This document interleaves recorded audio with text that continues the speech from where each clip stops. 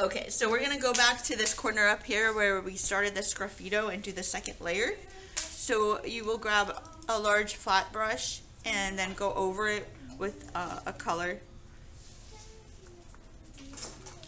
And this will only work when the paint, the bottom layer has to be completely dry and the top layer has to stay wet. Miss Riley, do you think red would go over these colors? Yes. Okay. This is the smooth blend. No, the corner up here where it says graffito. The smooth blending, just leave that alone. This one? Yeah. I might do it in color. I'll do it. And then while that is still wet, you're gonna take your scissors. You can also try other things like the back of a paintbrush. And then you're going to use the sharp object to scratch designs in. This is good for like if you're creating like a grass. You try textures like grass. Okay. Try patterns and designs like swirls or stars.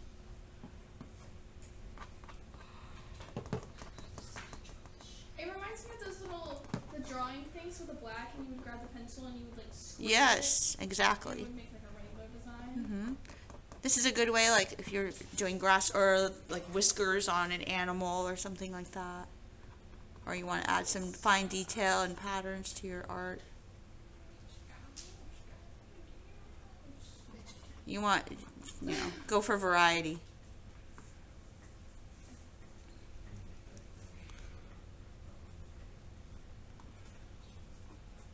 Oh, this is fire.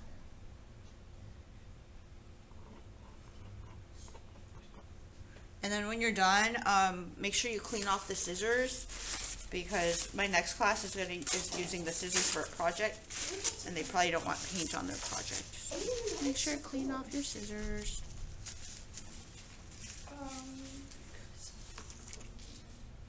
Oh yeah, the red doesn't go through very well in the blue. Look at mine on top.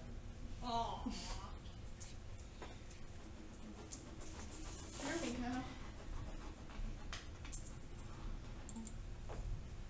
go. Okay, for the next one we're going to do is glazing, and for this one we're going to use another bowl. If you have another, here's another bowl, and we'll be using this. They don't all have to be glossy. You can, and I have this. I'll pass it out to everybody. Thanks, Miss Riley. Good luck then. Now, when it first comes out, it's white and it'll look like glue. Basically, it is glue. Okay. It'll dry clear and shiny. You can get ones that are matte, that dry clear and matte. You can get ones that are satin, ones that are semi-gloss. They come in different types of surface qualities. But what you do is you mix a little bit of paint with it. So what you will do, let's see, I'm going to start with the yellow, I guess. You'll try it with the different colors. And you just mix a little bit of it with this. Now what does this do? When you're glazing, what that means is you're putting one color over another that is translucent. This ups the translucency and the shine of it. A lot of artists will also glaze at the end of their painting. They'll cover their entire painting with the glaze. So you want to mix about half and half. And this one's also really thick, so it can thicken your paint up.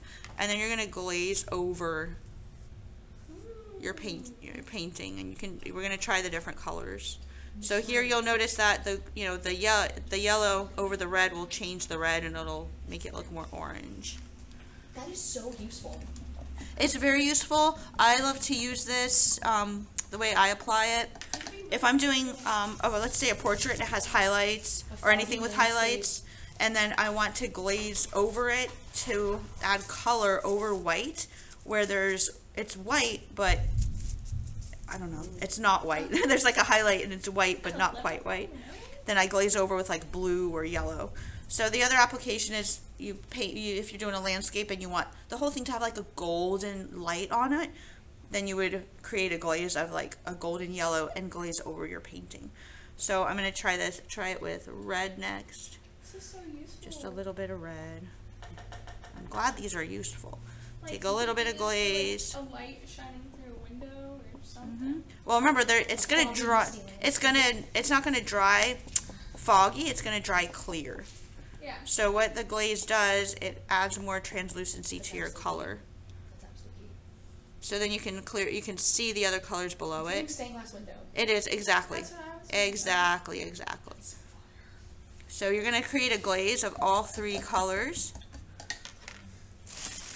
Clean your brush really well. You can mix them together if you want right here. Or you can leave them separate if you want. But you're going to fill in your whole square. Some blue, some glaze with some blue. And the more glaze you add, the more clear your color will be, the more translucent. So this one I made really translucent. I had barely any paint and just a lot of glaze. Is it called stumbling? I forget what it's called. Reminds me of like Jackson Pollock. For this next one, we're using a palette knife to paint with. Okay, so get a palette knife. And then instead of using a paintbrush, you're just going to use a palette knife and scoop some color. And Bob Ross. yeah, exactly. We are Bob. And then just play around with it and create different textures. Scrape it different ways. Wipe off your palette knife and then move on to another color.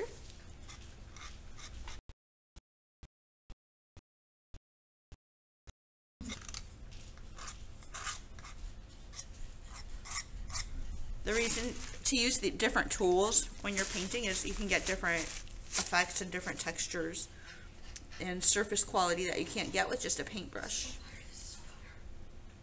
I think Layla's excited. I love this project. This is pure happiness to me. It's so fun. That makes my heart happy. Yay. The yellow paint is thicker than the other ones. Mm-hmm. Me like it. Oh. I wonder, it might be a different brand or...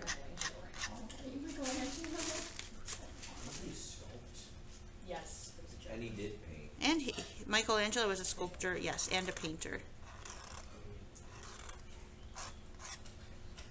Pure heat. 'Cause he painted the Sistine Chapel. Huh? It'd be spreading the paint really cool. I sound like you. So try scraping and then also try like dabbing the paint on for different textures. So try different techniques of applying the paint. Dabbing, swirling, scraping. Try holding the palette knife at different angles and hold it like by the end like this so it can have more freedom to kind of do its thing. I don't want to add red. Yes, I do. It does not take me long to pick up on that. Do I want to add red? Yes. I don't want to add red. Yes, I do. No, 'cause it just keeps it. So try making little tiny marks. This could be great for adding texture. Yes, exactly. It's very expressive. Oh, Oh, it's giving abstract art that would go for $4,000. it's giving bloody massacre. Oh, Oh, Lily, what is Lily, you're always ruining my videos. my girl? Girl, chill. Wait, we just now dropped on the video. It's okay to last Oh. year. They'll never see it again. They don't know. They don't know who. Deuce now. No last name. Kill comments. They don't know which one. Layla Jolie Kill comments. Don't. No, don't. Name drop. Okay, mine's giving. Mine's giving disappointment.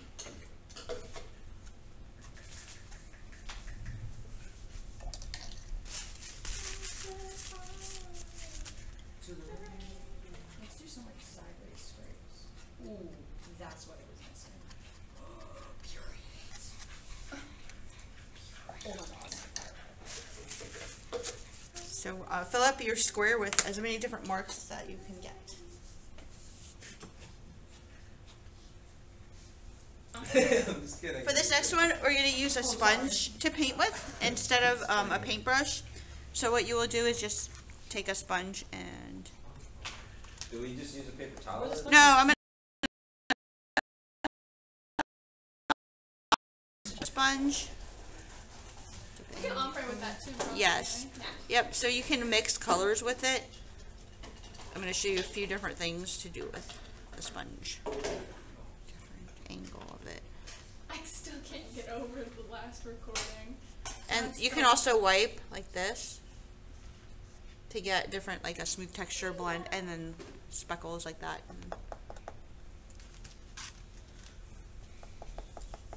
So this is a great way to create texture like a forest or something like that would be the application. Miss Riley, that is so good. How do you just effortlessly make all of these look incredible and amazing?